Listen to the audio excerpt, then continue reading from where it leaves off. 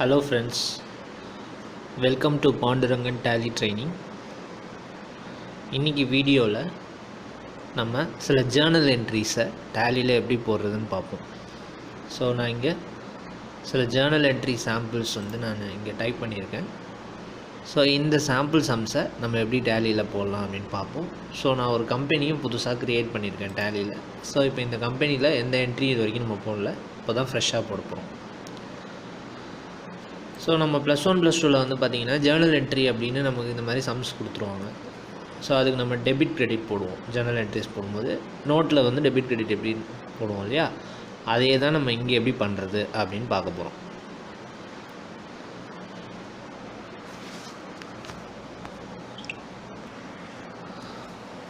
First sum பார்த்திங்கன்னா A started a business with a capital of ₹5 lakhs. அதாவது ஏங்கிற person ஒரு பிஸ்னஸ் ஆரம்பிக்கிறாரு. அந்த பிஸ்னஸுக்கு அவருடைய சொந்த பணத்தை கேபிட்டலாக எடுத்துகிட்டு வராரு. எவ்வளோ எடுத்துகிட்டு வர்றாருன்னா 5 lakhs எடுத்துகிட்டு வராரு. ஸோ இப்போ இந்த டிரான்சாக்ஷனுக்கு நம்ம ஒரு ஜேர்னல் என்ட்ரி போடணும். ஸோ ஜேர்னல் என்ட்ரி என்ன வரும்னு பார்த்தீங்கன்னா, கேபிட்டல் கம்பெனிக்குள்ளே வர்றதுனால கேஷ் உள்ளே வருது கேபிட்டலாக. ஸோ டெபிட்டில் கேஷ், க்ரெடிட்டில் கேபிட்டல் அப்படின்னு போடணும். ஸோ இதை நம்ம ஜேர்னல் என்ட்ரியில் எழுதும்போது, நோட்டில் எழுதும்போது டைரெக்டாக நம்ம எழுதிடுவோம். ஸோ இது வவுச்சராக நம்ம டேலியில் போடும்போது அக்கௌண்டிங் வவுச்சர்ஸ் போய்ப்போம். அதில் ரெசிப்ட் வவுச்சரில் நம்ம போடுவோம். நான் முன்னே சொன்ன மாதிரி பணம் கம்பெனிக்குள்ளே வருது அப்படின்னா நம்ம அதை ரெசிப்ட் வவுச்சரில் தான் போடணும். ஸோ இந்த இடத்துல ரெசிப்ட் வவுச்சர் அப்படின்னு ஒரு ஆப்ஷன் இங்கே இருக்கும் ரைட் ஹேண்ட் சைடு. ஸோ அதை நீங்கள் கிளிக் பண்ணிக்கலாம். அப்படி இல்லைனா F6 ப்ரெஸ் பண்ணிக்கலாம். ஸோ ரெசிப்ட் வவுச்சர் நான் ஓப்பன் பண்ணிட்டேன். இதுக்கு அடுத்து பார்த்திங்கன்னா இங்கே க்ரெடிட் தான் முதல்ல இருக்குது. க்ரெடிட்டில் நம்ம என்ன பண்ணணும்னா கேபிட்டல் அப்படின்னு நம்ம மென்ஷன் பண்ணணும். ஸோ இதுக்கு கீழே வர எல்லாமே நம்ம என்னன்னு சொல்லுவோம்னா லெட்ஜர் அப்படின்னு சொல்லுவோம் நம்ம.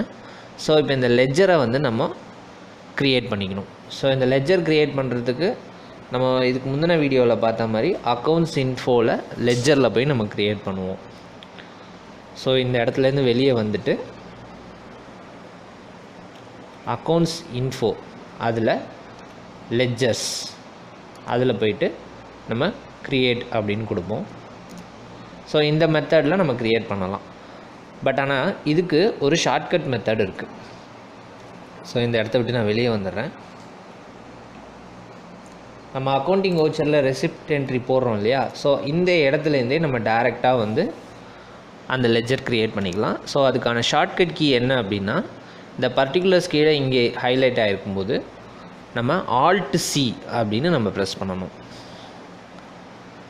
Alt+C இந்த ஷார்ட்கட் கீ நீங்கள் ப்ரெஸ் பண்ணிங்க அப்படின்னா உங்களுக்கு லெட்ஜர் க்ரியேஷன் பேஜ் ஓப்பன் ஆகிடும். ஸோ இப்போ இந்த இடத்துல நமக்கு தேவையான லெட்ஜரை நம்ம க்ரியேட் பண்ணிக்கலாம். இப்போ நான் கேபிட்டல் அப்படின்னு நான் க்ரியேட் பண்ணிக்கிறேன். ஸோ க்ரியேட் பண்ணிட்டேன். ஸோ இதுக்கான அண்டர் பார்த்திங்கன்னா கேபிட்டலுக்கு எப்போவுமே அண்டர் கேபிட்டல் அக்கௌண்ட் தான். ஸோ நம்ம கேபிட்டல் அப்படிங்கிறத சூஸ் பண்ணிக்கிறோம்.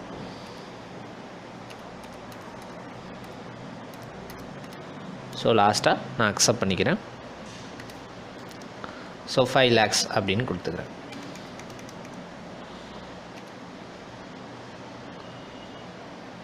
அடுத்தது டெபிட். ஸோ டெபிட்டை பொறுத்த வரைக்கும் பார்த்திங்கன்னா நமக்கு கேஷ் தான் வரும். கேஷுங்கிற லெட்ஜர் நமக்கு ஆல்ரெடி இன்பில்டாக இருக்கும். ஸோ நம்ம அந்த லெட்ஜரையே நம்ம யூஸ் பண்ணிக்கலாம்.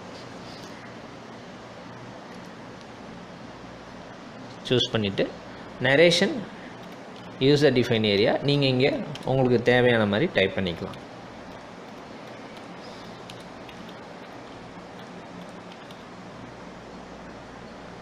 டைப் பண்ணிவிட்டு ஜஸ்ட்டு நீங்கள் அக்செப்ட் பண்ணிக்கலாம். ஸோ நமக்கு ஃபஸ்ட்டு சம் சேவ் ஆகிடுச்சு ஜேர்னல் என்ட்ரி. ரெண்டாவது சம் பார்த்திங்கன்னா cash deposited in bank ₹2,50,000. So இப்போ கம்பெனிக்குள்ளே 5 lakhs கேஷ் இருக்குது. இதில் ஒரு 2,50,000 எடுத்துகிட்டு போயிட்டு நம்ம பேங்க்கில் டெபாசிட் பண்ணுறோம். ஸோ கம்பெனிக்குன்னு ஒரு பேங்க் அக்கௌண்ட் க்ரியேட் பண்ணிவிட்டு அதில் போய் நம்ம டெபாசிட் பண்ணுறோம். ஸோ பேங்க்குக்கு நம்ம டெபாசிட்க்கு அனுப்பும்போது அதை நம்ம என்ன வவுச்சர் டைப்பில் போடணும் அப்படின்னு பார்த்திங்கன்னா கான்ட்ரா வவுச்சர் டைப்பில் நம்ம போடணும். ஸோ பேங்க்கில் நம்ம பணத்தை டெபாசிட் பண்ணாலும் பேங்க்லேருந்து பணத்தை ஆஃபீஸ்க்கு வித்ட்ரா பண்ணி எடுத்துகிட்டு வந்தாலும் ஸோ இதை வந்து நம்ம எதில் போடணும்னா கான்ட்ரா வவுச்சரில் தான் நம்ம போடணும். ஸோ அதுக்கான ஷார்ட்கட் கீ வந்து F4.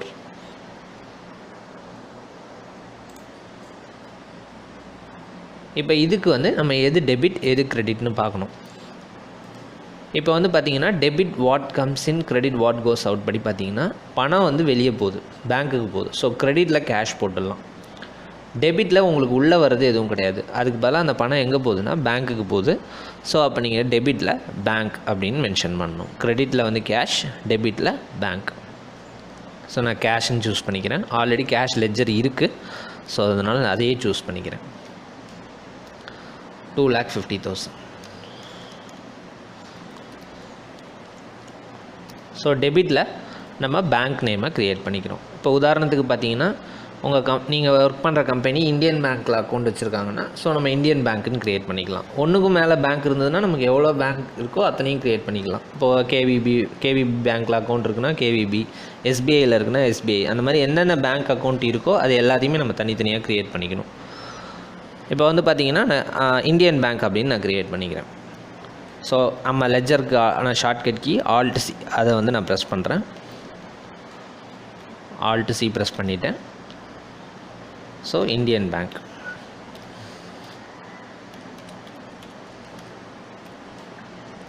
ஸோ இந்தியன் பேங்க் அப்படின்னு நான் அடிச்சிட்டேன். இப்போ இதுக்கான அண்டர் வந்து நம்ம கொடுக்கணும். இப்போ கேபிட்டலுக்கு எப்படி நம்ம அண்டர் வந்து கேபிட்டல் அக்கௌண்ட் சூஸ் பண்ணோமோ அதே மாதிரி பேங்க் நேம் நம்ம க்ரியேட் பண்ணால் அதுக்கு அண்டர் வந்து டிஃபால்ட்டாக பேங்க் அக்கௌண்ட்ஸ் தான் நமக்கு வரும்.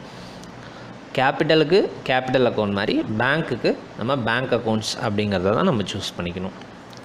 ஸோ சூஸ் பண்ணிவிட்டு இதை நான் அக்செப்ட் பண்ணிக்கிறேன். ஸோ இந்த இடத்துல நீங்கள் பேங்க் அக்கௌண்ட் நம்பர், பேங்க்கோட IFSC கோட், பேங்க் நேம் எல்லாம் நீங்கள் இங்கே வேணுன்னா மென்ஷன் பண்ணிக்கலாம். பிரான்ச் அப்புறம் மற்ற டீட்டெயில்ஸ்லாமும் மென்ஷன் பண்ணிக்கலாம்.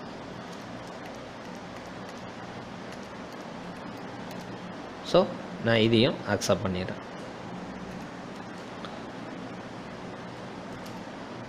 ஸோ இந்த இடத்துல உங்களுக்கு டினாமினேஷன்ஸ் கேட்கும். இப்போ நம்ம யூஸ்வலாக டெபாசிட் பண்ணும்போது செலானில் ஃபில் பண்ணுவோம் இல்லையா, ஸோ அந்த டினாமினேஷன் ஆப்ஷனும் இங்கே இருக்கும். நீங்கள் வேணும்னா இதையும் டைப் பண்ணிக்கலாம். இல்லை எனக்கு இது வேண்டான்னா நீங்கள் ஜஸ்ட் அப்படியே என்டர் கொடுத்துட்டு அக்செப்ட் பண்ணிக்கோங்க. Cash deposit.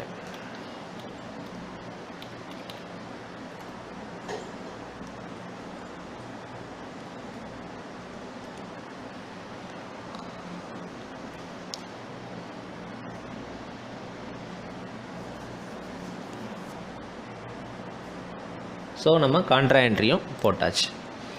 So first 2 some வந்து நம்ம பார்த்துட்டோம். மூணாவதாக இருக்கிற சம் பார்த்திங்கன்னா furniture purchased at ₹25,000. So furniture items வந்து கம்பெனிக்கு தேவைப்படுது. ஸோ அது வந்து நம்ம ஒரு 25,000 வந்து பே பண்ணிவிட்டு நம்ம வாங்குகிறோம். ஸோ இப்போ இந்த இடத்துல வந்து பார்த்திங்கன்னா நமக்கு ஒரு கன்ஃபியூஷன் வரும். இப்போ இதை வந்து நம்ம எந்த என்ட்ரி வவுச்சர் டைப்பில் நம்ம போடுறது, பர்ச்சேஸ் பண்ணுறதுனால நம்ம வந்து பர்ச்சேஸ்னே ஒரு வவுச்சர் டைப் இருக்குது. ஸோ நம்ம அதில் போடலாமா இல்லை வேறு எப்படி பண்ணணும் அப்படின்னு நமக்கு ஒரு சின்ன கன்ஃபியூஷன் வரும். ஸோ இது எப்படின்னு நம்ம இப்போ பார்க்கலாம். முதல்ல நம்ம வாங்குகிற ப்ராடக்ட்டு எந்த பர்பஸ்க்காக நம்ம வாங்குகிறோம் அப்படிங்கிறத நம்ம பார்க்கணும். இப்போ உதாரணத்துக்கு சொல்லணுன்னா உங்கள் கம்பெனிக்கு ஒரு ஏசி தேவைப்படுது. நீங்கள் ஒரு ஆஃபீஸ் ரூம் வச்சுருக்கீங்க. ஸோ இந்த ஆஃபீஸ் ரூமுக்கு ஒரு ஏசி மாட்டணும். ஸோ அதுக்காக நீங்கள் ஒரு ஏசி வாங்குறீங்க அப்படின்னா அந்த வவுச்சரை நம்ம பர்ச்சேஸ் வவுச்சரில் போட தேவையில்லை. ஸோ அதை வந்து நம்ம கேஷாக கொடுத்து வாங்கியிருந்தோம் அப்படின்னா நீங்கள் அதை பேமெண்ட் வவுச்சர்லேயே நீங்கள் போட்டுடலாம். புரியுதா? இதுவே நான் ஒரு ப்ராடக்ட் வாங்குகிறேன், அந்த ப்ராடக்டை நான் சேல்ஸ் பண்ணுற மோட்டிவில் வாங்குகிறேன் அப்படின்னா, இப்போ உதாரணத்துக்கு நான் வந்து ஒரு ஏசியை 10 ஏசி வாங்குகிறேன். ஸோ ஒரு ஏசியோட ரேட்டு நான் 40,000 ரூபாய்க்கு வாங்கி அதை நான் 45,000 ரூபாய்க்கு விற்கிறேன் அப்படின்னா, ஸோ நான் அந்த வாங்குகிற பொருள் வந்து லாப நோக்கத்துக்காக வாங்குகிறேன். ஸோ இன்றைக்கி 10 வாங்குவேன், அந்த 10 வாங்கினதில் நாளைக்கு ஒரு 5 விற்றுருவேன், அப்புறம் ஒரு 20 வாங்குவேன், அப்புறம் அதில் ஒரு 10 விற்றுருவேன். ஸோ இந்த மாதிரி நான் பர்ச்சேஸ் பண்ணி சேல்ஸ் பண்ணிவிடுவேன் அதே ப்ராடக்டாக. அப்படிங்கும்போது மட்டும்தான் நீங்கள் பர்ச்சேஸ் வவுச்சர்லேயும் சேல்ஸ் வவுச்சர்லேயும் போடணும். அதாவது டேலியில் நமக்கு ஷார்ட்கட் கீ இருக்கு இல்லையா, F8 F9, sales voucher purchase voucher. So இந்த 2 வவுச்சரும் அந்த டைமில் தான் நம்ம யூஸ் பண்ணணும். ஸோ இது மாதிரி ப்ராடக்ட் இப்போ ஃபர்னிச்சர் நம்ம வாங்குகிறோம் அப்படின்னு நம்ம கொடுத்துருக்கோம். ஸோ குவான்டிட்டிலாம் நம்ம இந்த இடத்துல எதுவுமே கொடுக்கல, வெறும் ஃபர்னிச்சர்னு போட்டுட்டு 25,000 அப்படின்னாலே நீங்களே உங்களுக்கே புரியும் இது வந்து நம்ம பர்சனல் யூஸ்க்காக, அதாவது கம்பெனியோடைய பர்சனல் யூஸ்க்காக வாங்குகிறோம் அப்படின்னு அர்த்தம். ஸோ அப்போது இது நீங்கள் கேஷாக பே பண்ணி வாங்கியிருந்தீங்க, இல்லைனா செக்கு கொடுத்து பே பண்ணி வாங்கியிருந்தீங்க அப்படின்னா இந்த வவுச்சரை நீங்கள் டைரெக்டாக பேமெண்ட்லேயே நீங்கள் போட்டுடலாம். ஸோ அப்போ இது வந்து கண்டிப்பாக நம்ம பேமெண்ட் வவுச்சரில் தான் நம்ம போட போகிறோம். ஸோ இப்போ வந்து அடுத்தது டெபிட் எது கிரெடிட் எதுன்னு பார்க்கணும். ஸோ டெபிட் கிரெடிட் பார்த்தீங்கன்னா உங்களுக்கு சேம் கான்செப்ட் தான், what comes in what goes out. So உங்களுக்கு உள்ளே வர்றது வந்து பார்த்திங்கன்னா ஃபர்னிச்சர் ஐட்டம் உள்ளே வருது. ஸோ அதனால் டெபிட்டில் வந்து ஃபர்னிச்சர், வெளியில் போகிறது பணம் போகிறதுனால கிரெடிட்டில் கேஷ். டெபிட்டில் ஃபர்னிச்சர், கிரெடிட்டில் கேஷ். ஸோ அப்போ ஃபர்னிச்சருங்கிற லெஜர் வந்து நம்ம கண்டிப்பாக க்ரியேட் பண்ணிக்கணும். ஸோ ஆல்ட் C கொடுத்து நான் க்ரியேட் பண்ணிக்கிறேன்.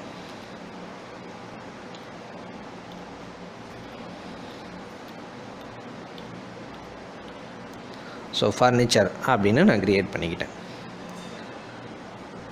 சரி, இதுக்கு அடுத்தது வந்து பார்த்திங்கன்னா இதுக்கான அண்டர் என்ன கொடுக்குறது அப்படின்னு நம்ம பார்க்கணும். ஸோ இப்போ இதுக்கு முன்னாடி நம்ம 2 வவுச்சர் பார்த்தோம். அதில் வந்து பார்த்திங்கன்னா கேபிட்டலுக்கு கேபிட்டல் அக்கௌண்ட் கொடுத்துருந்தோம், பேங்க்குக்கு பேங்க் அக்கௌண்ட் கொடுத்துருந்தோம். ஸோ அப்போ இதுக்கு என்ன வரும் அப்படின்னு பார்த்தீங்கன்னா, ஸோ இப்போ இதுக்கு கேபிட்டல் அக்கௌண்ட் போடக்கூடாது, அதேமாதிரி பேங்க் அக்கௌண்ட் வராது. ஸோ இதுக்கு பதிலாக என்ன அண்டர் வரும்னு பார்த்தீங்கன்னா, ஒரு பொருள் நீங்கள் வாங்குறீங்க, இந்த பொருள் வந்து நீங்கள் உங்கள் பர்பஸ்க்காக, கம்பெனியோட ஓன் பர்பஸ்க்காக வாங்குறீங்க அப்படின்னா அதுக்கு அண்டர் என்ன கொடுக்கணும் அப்படின்னு பார்த்தீங்கன்னா ஃபிக்ஸட் அசட் அப்படின்னு நம்ம கொடுக்கணும். அது வரைக்கும் பார்த்தீங்களா? ஸோ இந்த ஃபிக்ஸட் அசட்டை தான் நம்ம வந்து கொடுக்கணும் கண்டிப்பாக. ஸோ ஒரு ப்ராடக்ட் நீங்கள் வாங்குறீங்க, இந்த ப்ராடக்ட்டு நீங்கள் உங்கள் பர்பஸ்க்காக வாங்குறீங்க அப்படிங்கிற பட்சத்தில் நீங்கள் அதுக்கு கண்டிப்பாக ஃபிக்ஸட் அசட் தான் கொடுக்கணும். ஸோ அப்போ உங்களுக்கு ஒரு டவுட் வரும், நம்ம எந்த ப்ராடக்ட் வாங்கினாலும் எல்லாத்துக்குமே ஃபிக்ஸட் அசட் தான் கொடுக்கணுமா அப்படின்னு கேட்டிங்கன்னா அப்படி கிடையாது. நீங்கள் ஒரு ப்ராடக்ட் வாங்குறீங்க, ஒரு 2 வருஷம் யூஸ் பண்ணுறீங்க, 2 வருஷம் கழித்து உங்களுக்கு அந்த ப்ராடக்ட் வேண்டாம் அப்படின்னா நீங்கள் அதை ஒரு செகண்ட் ஹேண்டாக விற்றுறீங்கன்னா, ஸோ அந்த மாதிரி ப்ராடக்ட்டுக்கு மட்டும்தான் ஃபிக்ஸட் அசட் கொடுக்கணும். எந்தெந்த பொருளுக்கெல்லாம் ரீசேல் வேல்யூ இருக்கோ அந்த பொருளுக்கு மட்டும்தான் நீங்கள் ஃபிக்ஸட் அசட் கொடுக்கணும். இப்போ வந்து ஆஃபீஸ்க்கு டியூப்லைட் போடுறீங்க, ஃபேன் மாட்டுறீங்கன்னா, சரி இது ஒரு 1 இயர் ஒர்க் பண்ணுது, அதுக்கப்புறம் அது ஒர்க் ஆகலைன்னா அந்த ப்ராடக்டை தூக்கி போட்டுருவீங்க. ஸோ அது வந்து ஃபிக்ஸட் அசட் கிடையாது. எந்தெந்த ப்ராடக்ட்டுக்கெல்லாம் ரீசேல் வேல்யூ அப்படிங்கிற ஒரு விஷயம் இருக்கோ அது மட்டும்தான் ஃபிக்ஸட் அசட். இப்போ ஓனாக நம்ம ஒரு பைக் யூஸ் பண்ணுவோம், புதுசாக வாங்கியிருப்போம், 5 வருஷம் ஒர்க் பண்ணோம், நம்ம செகண்ட் ஹேண்டில் அதை விற்றுட்டு புது பைக் வாங்குவோம். ஸோ ரீசேல் வேல்யூ அதுக்கு இருக்குது. ஸோ அந்த மாதிரி ப்ராடக்ட் மட்டும்தான் ஃபிக்ஸட் அசட்டில் வரும். ஸோ இப்போ ஃபர்னிச்சர் ஐட்டம்ஸ்லாம் வந்து பார்த்திங்கன்னா, இப்போ சோஃபா அந்த மாதிரிலாம் வாங்கினா கூட நம்ம ஒரு 2 இயர்ஸில் விற்கிறதுக்கும் சான்சஸ் இருக்குது. ஸோ ரீசேல் வேல்யூ இருக்கிறதுனால நம்ம இதுக்கு ஃபிக்ஸட் அசட் அப்படிங்கிறத கொடுத்துக்கிறோம்.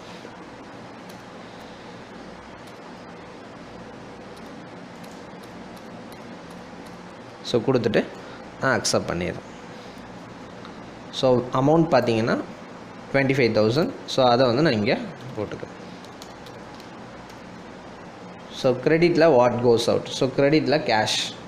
ஸோ நமக்கு ஆல்ரெடி கேஷ் இருக்குது லெஜர், ஸோ அதையே நம்ம சூஸ் பண்ணிக்கலாம். இப்போ இதே இடத்துல நீங்கள் கேஷாக பே பண்ணாமல் செக்கோ இல்லைனா வந்து ஆன்லைன் ட்ரான்ஸ்ஃபரோ பண்ணியிருந்தீங்கன்னா உங்களுக்கு பணம் கையிலேருந்து போகாது, உங்கள் பேங்க் அக்கௌண்ட்லேருந்து போகும். ஸோ அந்த மாதிரி டயத்தில் நீங்கள் கேஷ் சூஸ் பண்ணக்கூடாது, அதுக்கு பதிலாக இந்தியன் பேங்க் அப்படிங்கிறத நீங்கள் சூஸ் பண்ணிக்கணும். ஸோ இவ்வளோ தான் விஷயம். பணம் எப்படி வெளியே போகுதுங்கிறது நம்ம பார்த்துக்கணும். கேஷாக போதா இல்லை பேங்க் பேமெண்ட்டாக நடக்குதாங்கிறது நம்ம செக் பண்ணிக்கணும். ஸோ இப்போ இந்த இடத்துல கேஷாக தான் போகுதுன்னு நம்ம முடிவு பண்ணியிருக்கோம். ஸோ அதனால் கேஷ் அப்படிங்கிறத கொடுத்துக்கிறேன். ஸோ நரேஷன் நீங்கள் டைப் பண்ணிக்கணும்.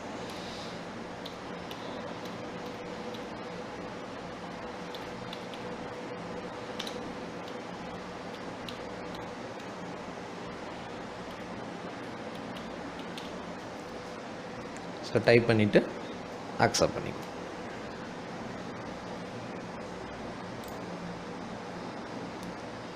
ஸோ இப்போ வந்து பார்த்திங்கன்னா நம்ம 3 சம் முடிச்சிட்டோம். இப்போ அடுத்தது 4th sum. So 4th sum பார்த்திங்கன்னா purchase goods from mister X for ₹3 lakhs on credit. அதாவது நம்ம குட்ஸு, சரக்கு அப்படின்னு தமிழில் சொல்லுவோம். ஸோ குட்ஸு வந்து நம்ம எக்ஸுங்கிற பர்சன்கிட்டேருந்து நம்ம வாங்குகிறோம். அந்த ப்ராடக்டோடைய வேல்யூ வந்து பார்த்திங்கன்னா 3 lakhs அப்படின்னு கொடுத்துருக்காங்க. ஆன் கிரெடிட்னா என்ன அர்த்தம்னா கடனுக்கு வாங்குகிறோம் அப்படின்னு அர்த்தம். ஸோ இப்போ வந்து நம்ம பணம் பே பண்ணல, ப்ராடக்டை மட்டும் நம்ம வந்து ரிசீவ் பண்ணிக்கிறோம்.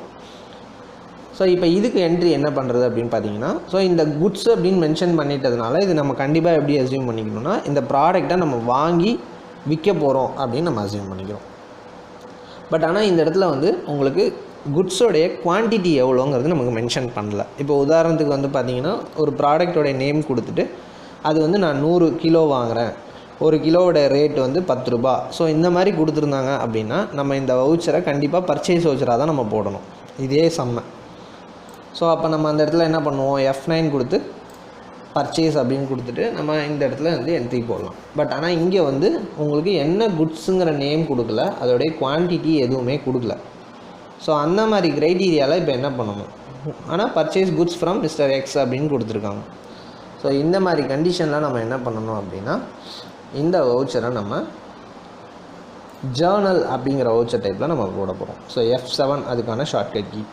ஏன் இதை ஜேர்னலில் போடணும் அப்படின்னா ஜேர்னல் வவுச்சர் டைப் எப்போ யூஸ் ஆகும் அப்படின்னு கேட்டிங்கன்னா ஒரு டிரான்சாக்ஷனில் மணி வந்து ட்ரான்ஸ்ஃபர் ஆகலை அப்படின்னா அந்த மாதிரி க்ரைட்டீரியாவில் நம்ம ஜேர்னல் வவுச்சர் டைப் போடணும். இப்போ இந்த சம்மில் வந்து பார்த்திங்கன்னா உங்களுக்கு பணம் வந்து வெளியில் போகலை, வெளியேயும் போகலை, உள்ளேயும் வரலை, ப்ராடக்ட் மட்டும் நம்ம பர்ச்சேஸ் பண்ணியிருக்கோம் கடனுக்கு.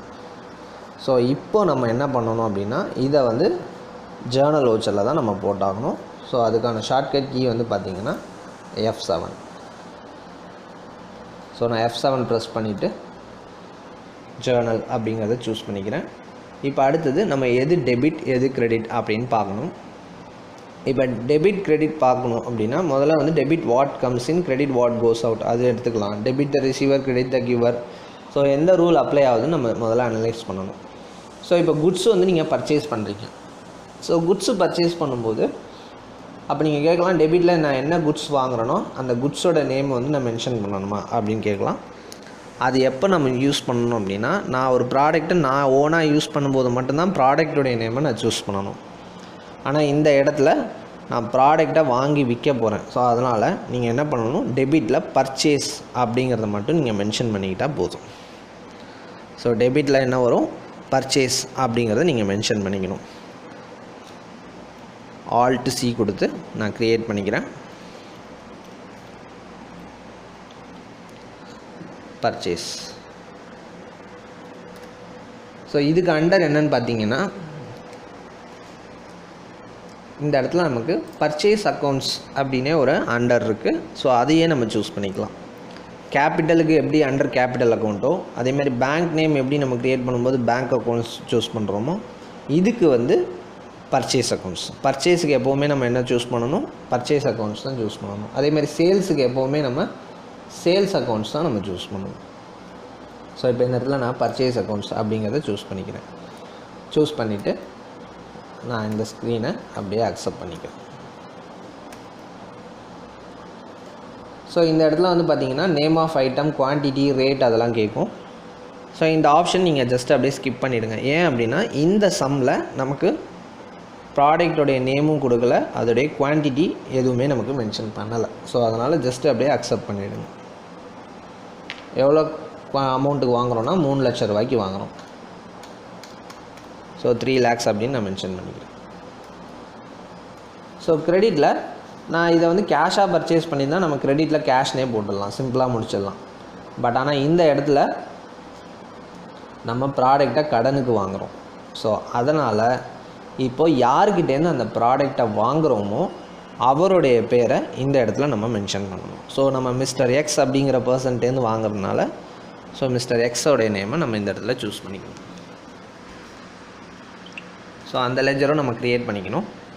Alt C கொடுத்து மிஸ்டர் எக்ஸ்.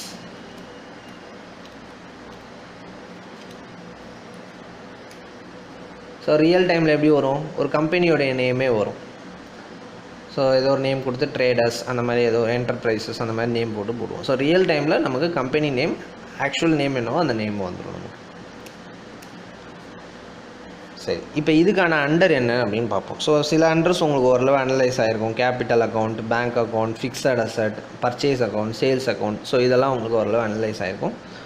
இப்போ அடுத்து நம்ம ஒரு 2 அண்டர் வந்து புதுசாக நம்ம கற்றுக்க போகிறோம். அது என்ன அப்படின்னு பார்த்தீங்கன்னா, ஒன்று வந்து சன்ட்ரி கிரெடிட்டார்ஸ், இன்னொன்று சன்ட்ரி டெட்டார்ஸ். ஸோ இந்த 2 அண்டர் நம்ம புதுசாக இப்போ பார்க்க போகிறோம். இது என்ன அப்படிங்கிறது நான் சொல்லிடுறேன். இப்போ வந்து இது ஒரு தேர்ட் பார்ட்டி. ஒரு தேர்ட் பார்ட்டியோட நேம் உங்கள் கம்பெனிக்குள்ளே நீங்கள் க்ரியேட் பண்ணி போடுறீங்க, லெட்ஜராக க்ரியேட் பண்ணி போடுறீங்க அப்படின்னா, ஸோ இப்போ இவர்கிட்டேருந்து நான் ப்ராடக்டை வாங்கியிருக்கேன், மிஸ்டர் எக்ஸுக்கிட்டேருந்து நான் ப்ராடக்டை வாங்கியிருக்கேன் அப்படின்னா, திருப்பி அந்த பணத்தை நான் தான் அவருக்கு பே பண்ணணும். ஸோ லயபிலிட்டி நமக்கு இருக்குது, நம்ம கம்பெனிக்கு இருக்குது அப்படின்னா அவருடைய நேம் வந்து சன்ட்ரி கிரெடிட்டார்ஸ் அப்படின்னு கொடுக்கணும். ஸோ பர்ச்சேஸ் பண்ணும்போது நம்ம கிரெடிட்டுக்கு வாங்கியிருந்தால் கண்டிப்பாக அவர் வந்து சன்ட்ரி கிரெடிட்டார்ஸ் கீழே வருவார். இப்போ இதுவே நம்ம கிரெடிட்டுக்கு சேல்ஸ் பண்ணியிருந்தோம் அப்படின்னா, நம்ம யார்கிட்ட விற்றோமோ அவர் தான் நமக்கு பணம் திருப்பி தரணும். அப்படிங்கும்போது அந்த பர்சனுடைய நேம் வந்து சன்ட்ரி டெட்டார்ஸ் அப்படின்னு கொடுக்கணும். ஸோ கிரெடிட் பர்ச்சேஸ் பண்ணால் சன்ட்ரி கிரெடிட்டார், கிரெடிட் சேல்ஸ் பண்ணால் சன்ட்ரி டெட்டார்ஸ் அப்படின்னு நம்ம மென்ஷன் பண்ணிக்கணும். ஸோ இந்த இடத்துல வந்து பார்த்திங்கன்னா நான் சன்ட்ரி கிரெடிட்டார்ஸ் அப்படிங்கிறத நான் மென்ஷன் பண்ணிக்கிறேன். ஸோ மென்ஷன் பண்ணிவிட்டு அக்செப்ட் பண்ணிக்கிறேன்.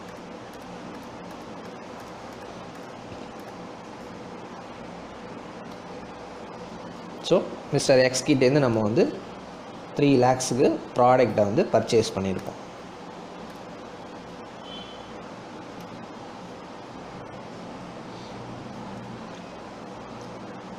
ஸோ நம்ம 4th சம்மும் பார்த்தாச்சு. நெக்ஸ்ட்டு 5th சம் பார்த்தீங்கன்னா, sold goods to mister Y for rupees 4,50,000 on credit. So நம்ம எக்ஸுக்கிட்டேருந்து 3 lakhsக்கு வாங்கி 4,50,000க்கு நம்ம வந்து என்ன பண்ணியிருக்கோம்னா, ஒய்ங்கிற பர்சனுக்கு சேல்ஸ் பண்ணிட்டோம்.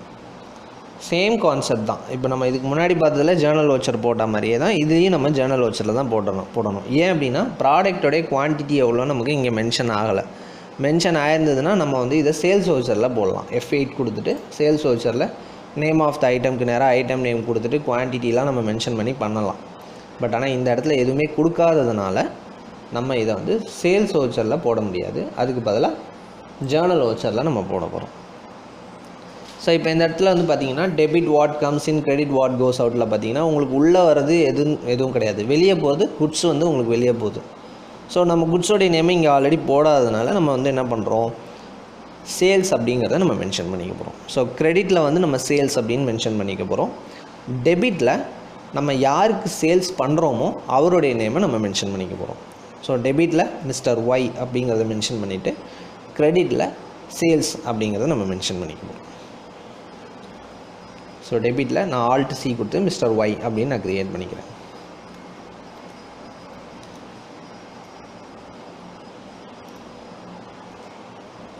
ஸோ இது ஒரு தேர்ட் பார்ட்டி நேம். எப்படி மிஸ்டர் எக்ஸு வந்து ஒரு தேர்ட் பார்ட்டியோ அதேமாதிரி மிஸ்டர் ஒய்யும் வந்து ஒரு தேர்ட் பார்ட்டி. ஸோ இப்போ இவருடைய நேமுக்கு வந்து நம்ம சன்ட்ரி கிரெடிட்டாரா சன்ட்ரி டெட்டாரான்னு பார்க்குறோன்னா, இவருக்கு சேல்ஸ் பண்ணுறோம், அப்போ பணத்தை இவர் தான் நமக்கு திருப்பி கொடுப்பார். ஸோ அப்போ வரும்போது நம்ம வந்து எதை சூஸ் பண்ணணும், சன்ட்ரி டெட்டார்ஸ் அப்படிங்கிறத நம்ம சூஸ் பண்ணிக்குவோம். ஸோ சூஸ் பண்ணிவிட்டு இதை நான் அக்செப்ட் பண்ணிக்கிறேன். அக்செப்ட் பண்ணிவிட்டு 4,50,000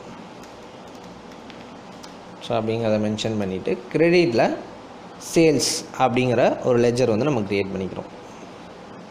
Alt C கொடுத்து நான் லெஜர் க்ரியேட் பண்ணிக்கிறேன்,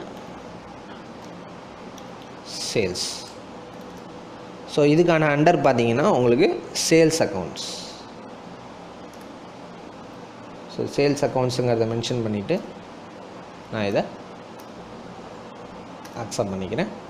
so name of the item நமக்கு தெரியாததுனால இந்த ஆப்ஷனை அப்படி ஜஸ்ட்டு ஸ்கிப் பண்ணிடுறேன். பண்ணிவிட்டு நரேஷன் நீங்கள் உங்களுக்கு புரிகிற மாதிரி நீங்கள் டைப் பண்ணிக்கோ.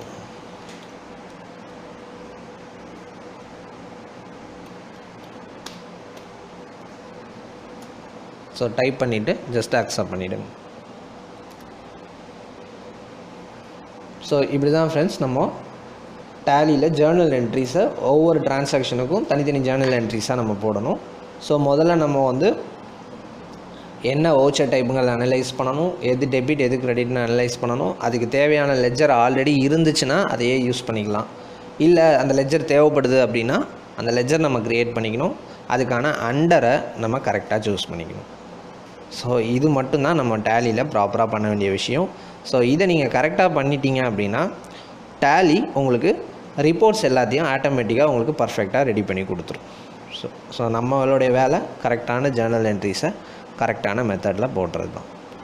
ஸோ இந்த வீடியோவில் நம்ம ஒரு 5 சம் பார்த்தாச்சு.